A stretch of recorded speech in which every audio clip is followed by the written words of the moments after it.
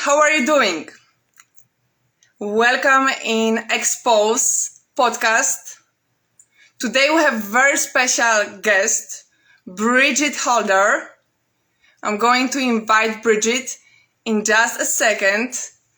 It's a beautiful day in California. We have Brigid connected. Hello, Brigid. I'm going to send you an invite.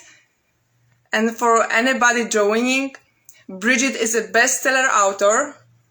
Let me send you invite. Yay! Yay, we connected. Cool. I had some issue with my tripod, so I appreciate your patience. How are you, Brigid? I'm great, thank you. So good to join you. I've done one Instagram live and done a podcast a different way, but this is new. So thank you. Wonderful. Well, we are all learning, as I am learning from you a lot. You are, for me, a role model. I was just introducing you as a bestseller author 4 times, right? 8. 8 times. Oh my goodness. I didn't make my homework. Cut it. One more time. 8 times. Actually 9 times, because your book, Hear Her Raw, it's coming in 2 weeks, 14th of December, and I'm sure it is going to be a bestseller as well. Yeah, so, and Brigid is also a publisher. She has her own company, the Art of Grace Publishing House, and she's standing here, standing for herself and another woman to represent support and community, right? And empowerment. So welcome, Brigid. Thank you so much for being on our podcast. Thank you so much for having me, Anastasia. It's a delight to be with you again. Thank you. It's my pleasure. And like always, I love your background.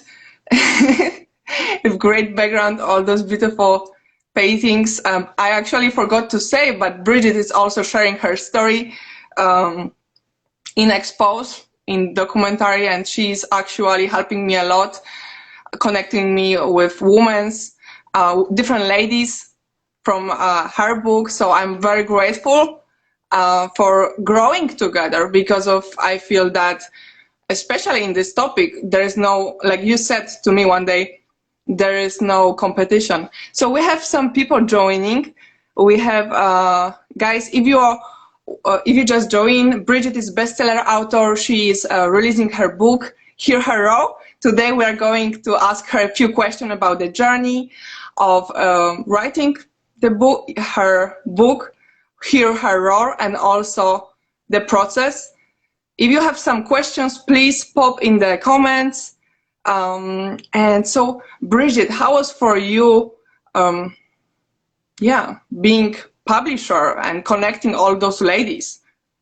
Yeah, so the book came out of an idea that I had, that if one woman could hear a success story of somebody who's left, perhaps that might be the catalyst that allows her to make that decision to actually leave one time earlier than she actually was going to.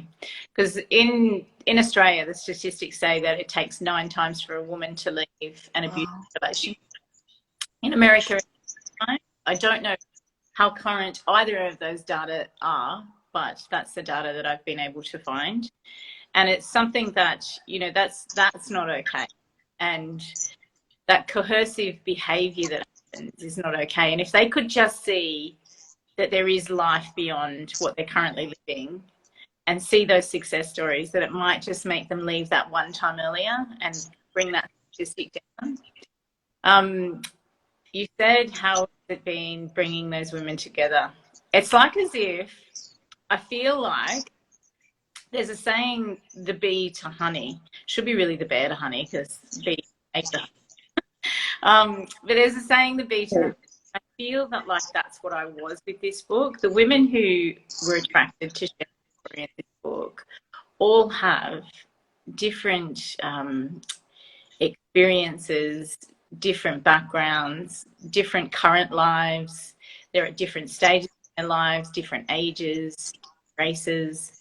And I just can't put a value on how grateful I am that they've all come to that honeypot and they're all sharing.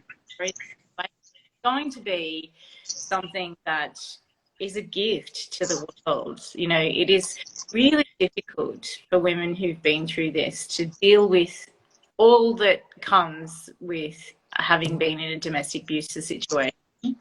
And it is something that I can't explain how good that feels for me. Does that make sense, Anastasia? Like, it's like as if I'm just the guide walking them through the process. It's not my book. It's not The Art of Grace. It's their book, and it's something that's going to be a gift to other women in the world to be able to see what's possible beyond what they're currently living. And I'm so grateful for all of them sharing their stories in the way that they have. And it's that experience that is going to allow others to change their current reality. And that's, you know, the true gift in all of this. And how powerful and beautiful it is to be this guide, right? And to allow them actually to release that voice without changing, making any, you know, changes on that, because that's maybe their first time, right? We have some people joining right now. So Brigid is bestseller author. We are talking about her book, which is coming on 14th of December. If you have some questions, please pop the message. So Brigid, I understood where the idea came from by listening. That would you like to add anything more? How big is the project and how you plan? Do you plan to expand it? How big is the project? I think it's a bit like your documentary. It got bigger. It got bigger every time. Every time, you know, turn a corner, it seems to get bigger. I seem to have more places to share this book than I've ever had before. And, you know, I'm very grateful for that. This is a topic that is very dear to my heart. I grew up in a family that had domestic violence and, you know, watched as my mother suffered through that. It's not something that I wish upon another child to actually experience that. And that's a lot of domestic abuse situations come from generational experience. Totally, yeah. With me, and, you know, but I do have relationship issues because of how I was brought up. And I wanted to, you know, another aim of the book was that I wanted to change that. I wanted to allow people to see that they live because of the children. And there's actually one person in the book that Carly J, she actually shares a similar experience, and she's like, you know, if I had a change, then perhaps I wouldn't have gone on to do this. And, you know, not that she's regretful for her journey or anything like that. It's just that if you could have been brought up a different way, perhaps, you know, it's just really hard to be able to fathom without hearing the story that you can make a choice to not have that as your life. And, you know, still learning through the process and still growing through the process for me. This has been great to hear from these other women's stories and dealt with it and how they have grown through it.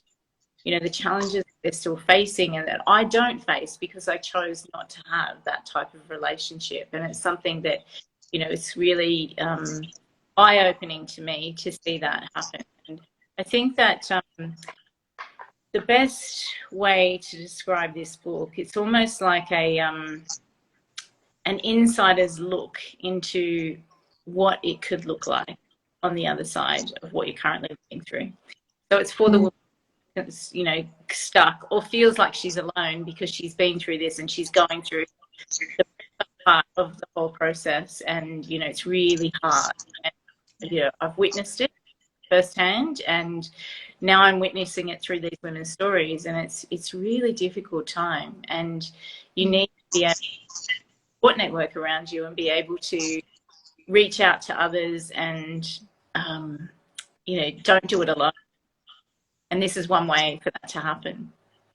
Well, as you talk about it, I'm crying. So you see, you will release the book, how many people will be crying there?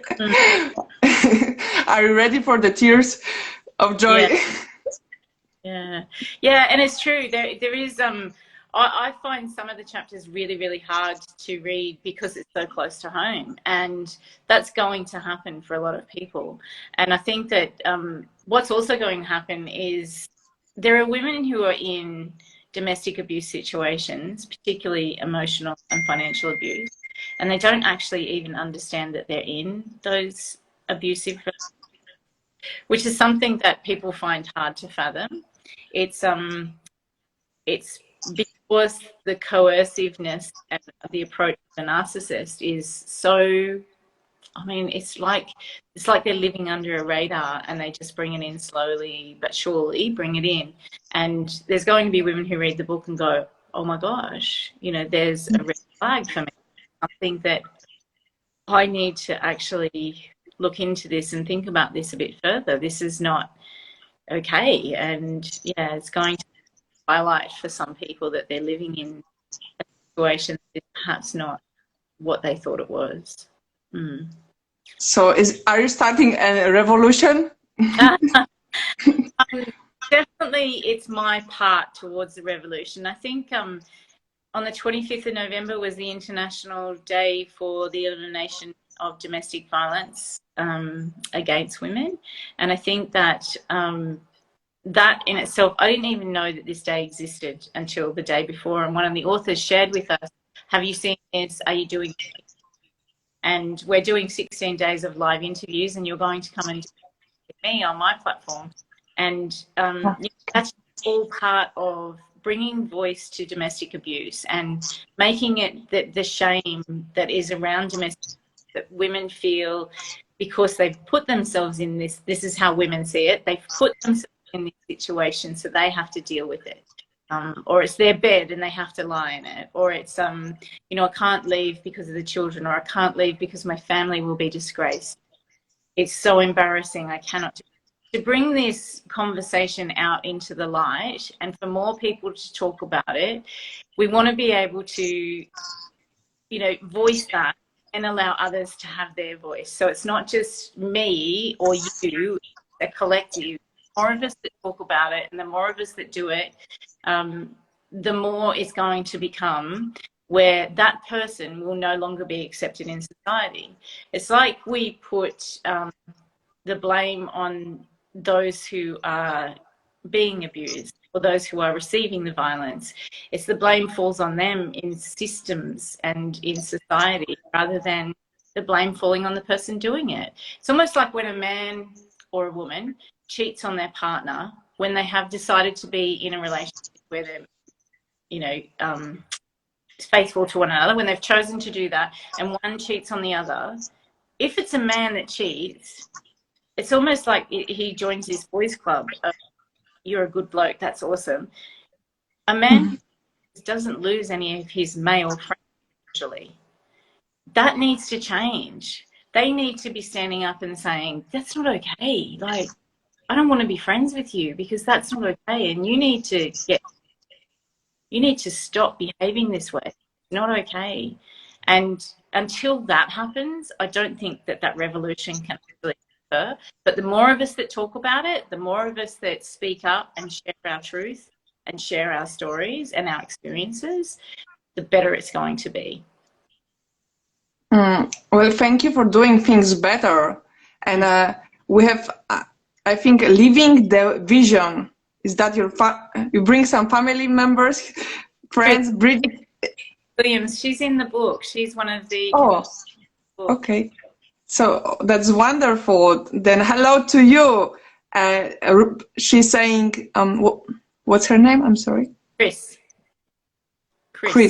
Yeah. Chris is saying, yes, Brigid is starting an international revolution. And then heart, purple heart.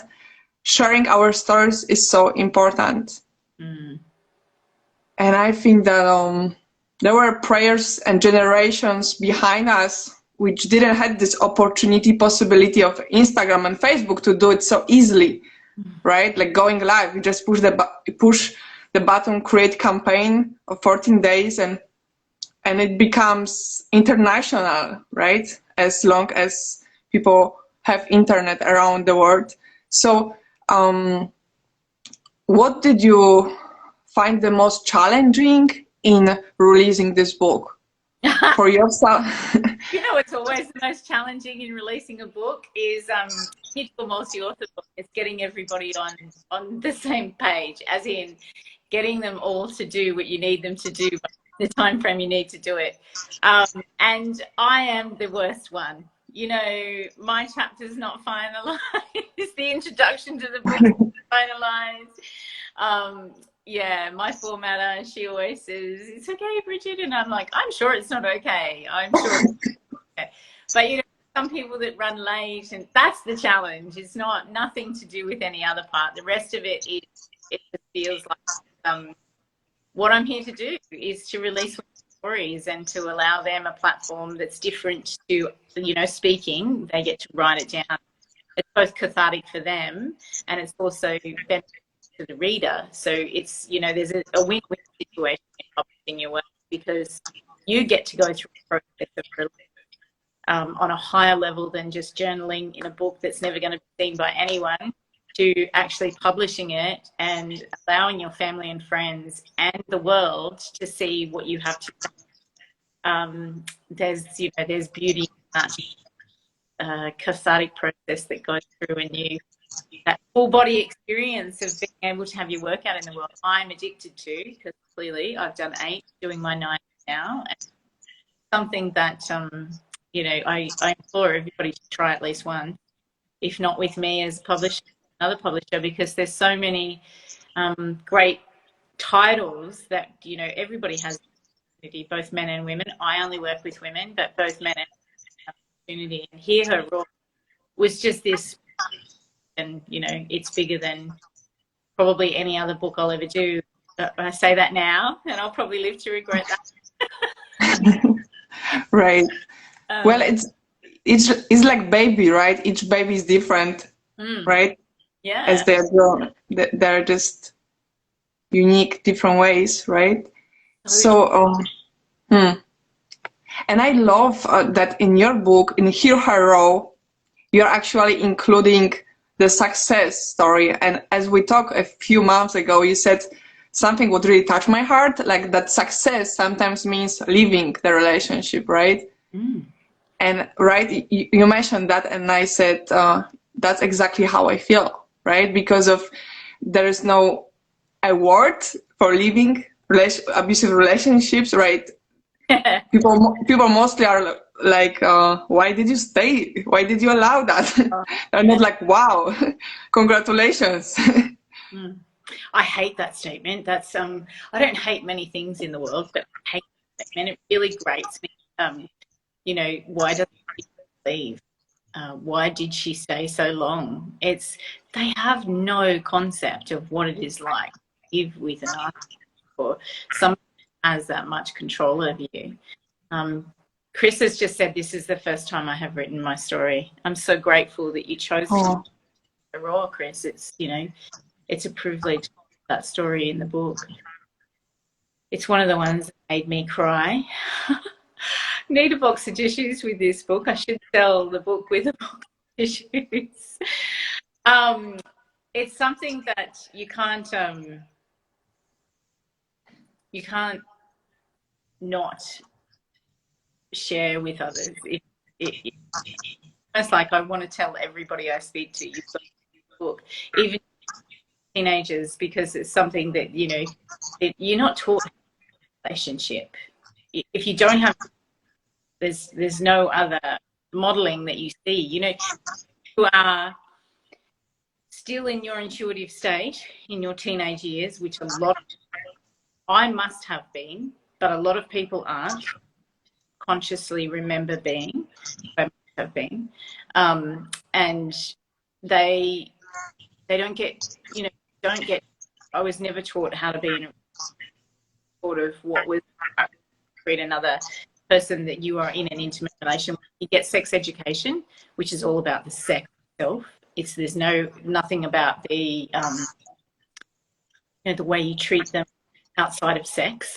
It was almost scientific, my sex education, but nowadays it's a bit more is involved, but there's still not that greater relationship of what is respect, how mutual respect occurs and how you trust one another and that sort of thing. And if they can see examples in teenage years, if they can see examples of what is wrong and how now some of the women do talk about, finding the relationship that they've got now and how good that is. And it's almost like an indirect comparison, but if you're reading it from a perspective, that's what it might look like. And that's a good thing because, it's educating them on how to be in a relationship and how not to be in a relationship. And that's what's missing right now, like you mentioned in school education, right? That not only what is the abusive or unhealthy, but what is the healthy then.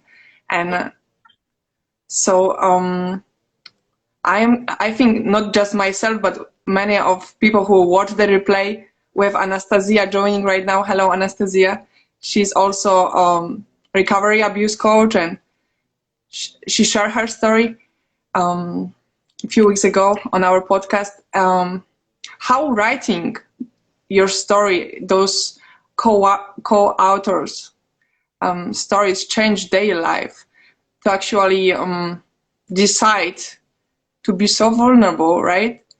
To put their names under the stories, right? I imagine as well.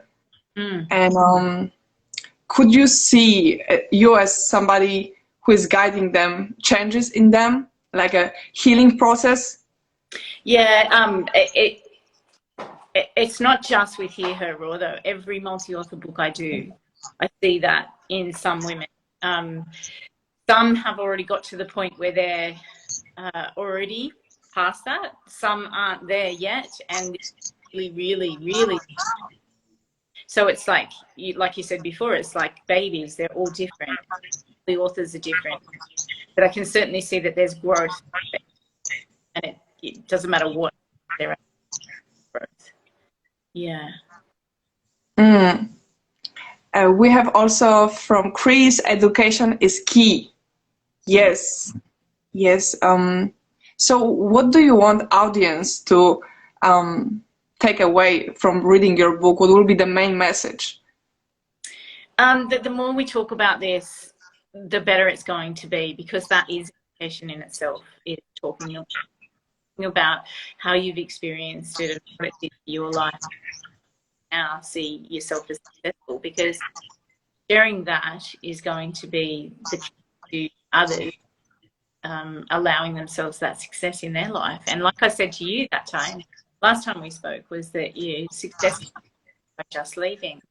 And that is, you do deserve an award for that. You do. It's a really difficult process to go through. Sometimes women don't have any access to money. They don't have time to collect anything of their possessions. They might have to completely disappear. That means disappearing from their family, their extended family, not their children. Sometimes they do have to leave their children behind. It's just a situation where there should be an award. There should be a bravery award to leave, because it is something really hard to do, and often a lot of planning is behind it. Sometimes it's in a where you have, this is life or death situation, and there's no plan. So there's from that the 3 years of planning actually leave, and it's something that you can't define a time on, but a bravery award is there. What do I want the reader to get out of the book? Yeah. That there is to live a different life, and you're not alone through this, and there is no shame in what you've experienced. There's something that you could not have predicted, and your experience, so that others can change their current reality. Well, that's what we wish your audience. I can wait to read that book. I wish the audience to feel the hope and the transformation, the worth of transformation, because as you leave, you can end up in, you know, that cycle of ups and downs again, which is connected with the healing this time, right? And it can be discouraging. And I feel that being part of a group, women who went through the trauma bonding and they broke that trauma bonding, it is bringing energy in those times when you are low, right? And actually finding more compassion to ourselves, to really feel that we made something great by living, right? Or by not getting into and not ending up relationships which looks like possibly abusive because we see the red flags, right? Yeah. That's the thing, isn't it? That we want more people to know what those red flags are, both for themselves and for others. Because, you know, if you're young enough, you can change. If you are the one being the perpetrator, you can change. There is opportunity for you to change. It's a choice. And yes, that would be hard for them too, because it's probably years, generations way back happening in their blood. And, you know, genetics, I believe, has a lot to do with it. And I don't think that it can be changed if we don't have both sides seeing what they can do to make it change. But for those who are on the receiving side, they can say, no, that is not, you know, there's a red further, instead of going, oh, I'll give him another chance. No, don't give him another chance. Walk away. Leave that shit behind. Yeah, right. And right, acknowledging that feeling of, yeah, the first feeling in your body sometimes when you feel like, oh, it's something like in my, yeah, I hear many times getting like a pain in your stomach or something very weird in your body, right? But because of many of us are codependent already, right? Having those patterns brought from childhood, that's when we neglect those, you know, signals. And we are, no. We try to be, you know, kind of abandon ourselves again to forsake for that attention and love from that person, right? Basically. Yeah. So. I think that highlights to me where my relationship issues. So I go to the other extreme. I need no one. I need no one to have myself, trust myself, and love myself, and I don't need one. Don't even need my husband. And that really, for him, our relationship.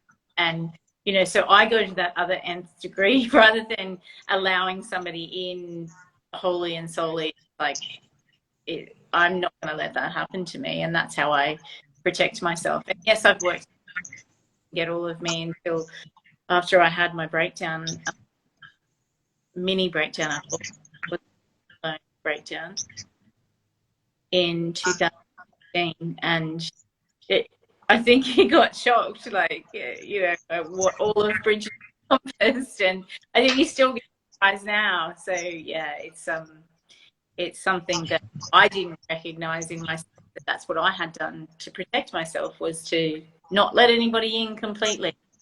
You know, that's changed a lot in the last few years, and I still have to work on and still recognizing myself that I pull out.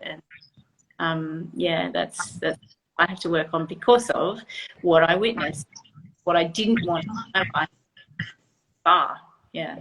Well, thank you for being open and sharing that.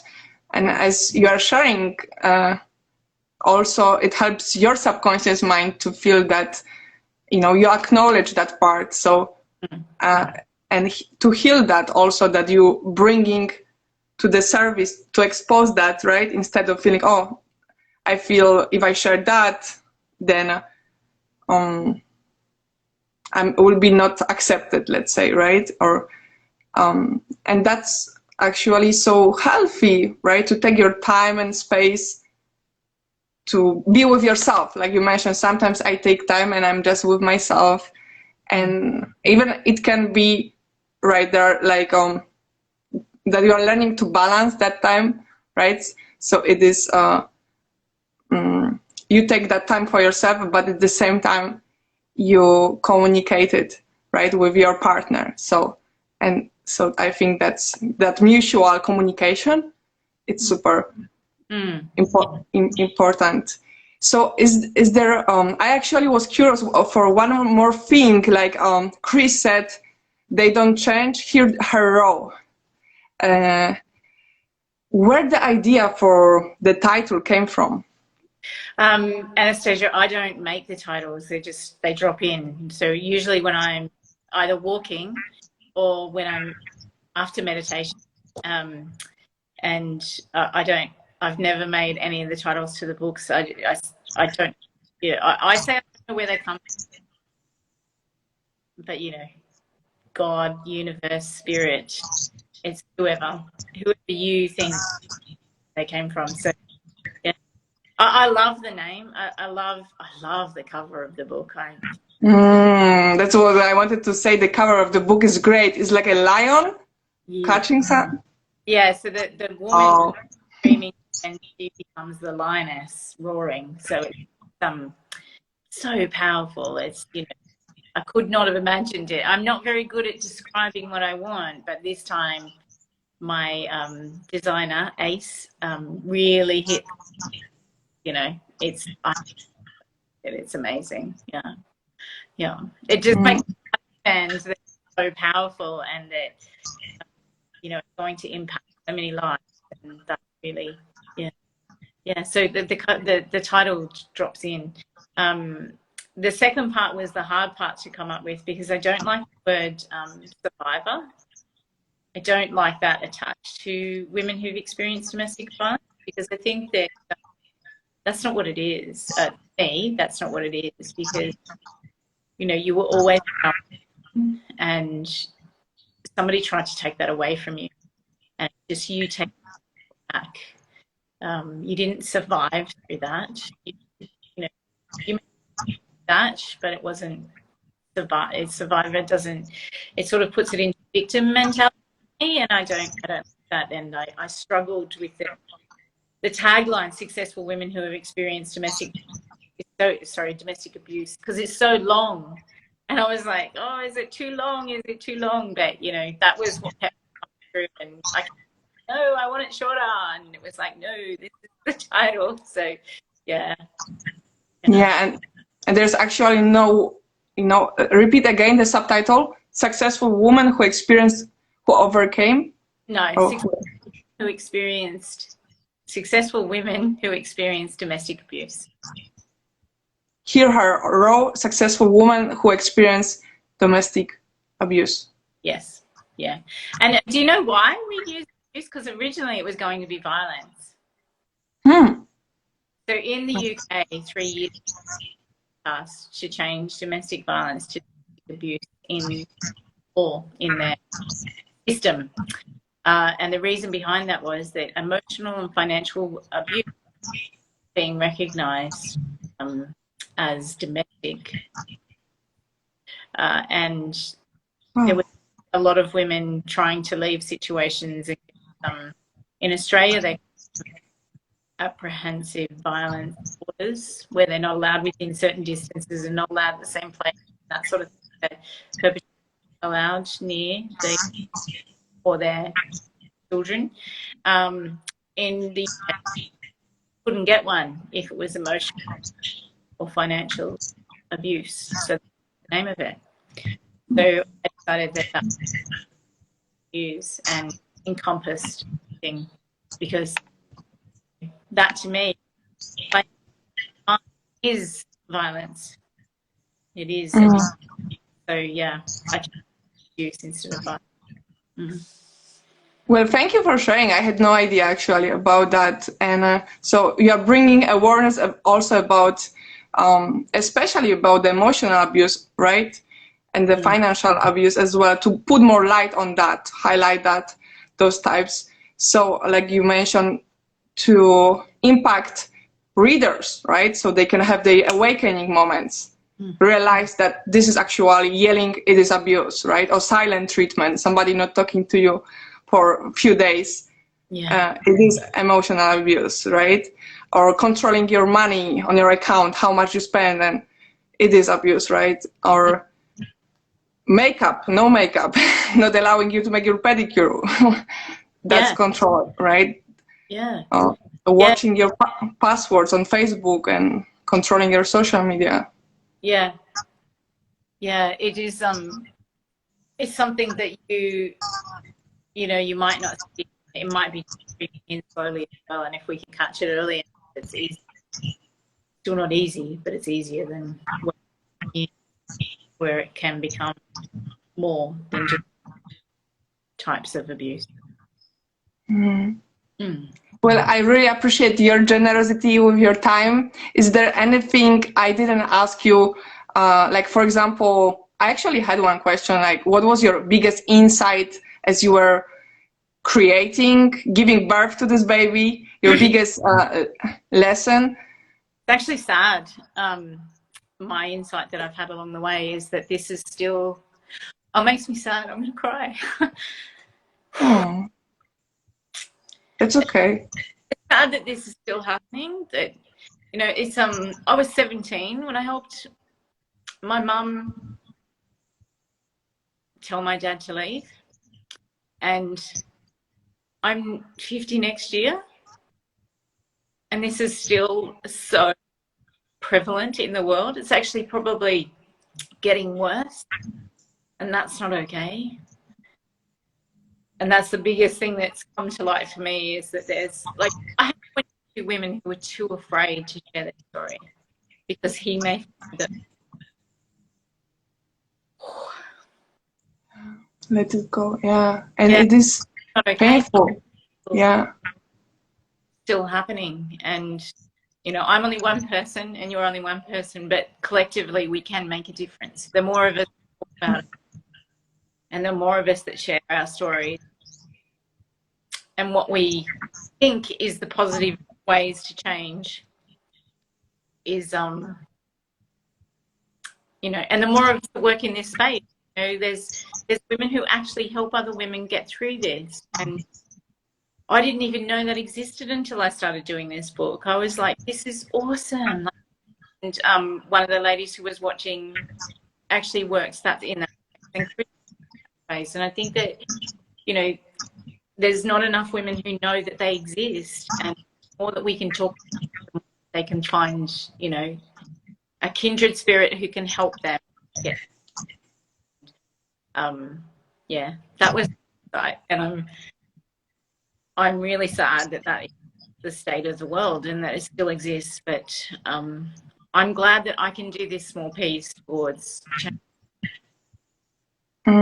Well, the world is not going to be the same after reading your book, that's for sure. And watching your social media on Facebook, you have right now 21 days or 14 days campaign, right? Yeah. Is there anything, would you like to invite our audience to follow you on social media and connect? I'm not very active on Instagram. I need to be over the next 14 days though. So you can follow me here on Brigid Author Publisher. Also follow me in Publisher. On Facebook, I am just under Brigid Holder, Holder, and funny spelling to my first name. And I put in the comments, I will put the link to the website. People can actually join so that if social media has a problem and you don't get to see it, you will receive an email from us with the link. Both the ebook and the paperback are being launched on the day, and that's been that I should not have done around Thanksgiving and Christmas. It's all, and yeah, be good. But it's also a beautiful way to end up this year, right? With such a great celebration of celebrating women who left and who want to create bridges for others to live, right? Brigid creates bridges. I had this idea, Brigid, bridge. Tongue twister. Chris is saying, I love you, Brigid. We receive a lot of love when you were talking and about that experience, the healing and that insight. Thank you for sharing that. And thank you for being advocate so strong. Yeah. Anastasia, I mean, I'm in awe of what I can't wait to collaborate with you on your book. Yes, also for those, I can't wait as well. Also for those who don't know yet, Brigid is also helping me with the documentary and the ebook behind. So follow her and follow her social media and get this opportunity to be impacted by hear her raw successful stories of women who left abusive relationships. Did I said it right? Where's my paper? Successful domestic abuse. Right, that's correct. One more time. So that's successful women who experience domestic abuse.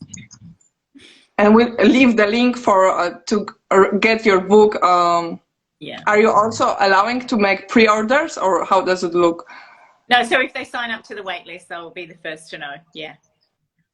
All right. Yeah.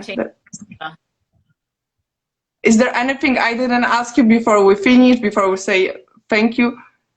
I think this has been enough of a roller coaster of emotions for me this morning. I always, whenever I talk about this topic, I am so passionate about it. I do get emotional. I've probably ruined my makeup, have I? Yeah, I have. I've ruined my makeup. You have the smoky eyes. Smoky eyes. Okay. And it's something that I just can't implore women enough to talk about it. It's use your voice, speak up, and if it's only to a friend, speak up. If it's to a stranger, speak up. And if you are in a situation of domestic abuse, you don't know where to turn, you know, even if you reach out to the right resources for you. I'm not somebody who's trained to help people, but in this something that if you don't feel that you can find the right resource, you know, reach out to us, direct you in the right direction.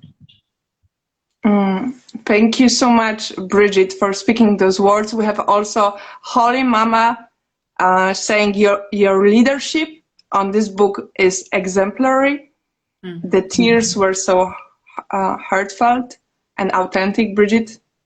Yes, I think that anybody watching the replay or reading your books can actually feel that you put your heart, your passion, right? And that's why I guess, I'm not sure, but that's why you open your own publisher company, so you can create the message in tune with your heart, right?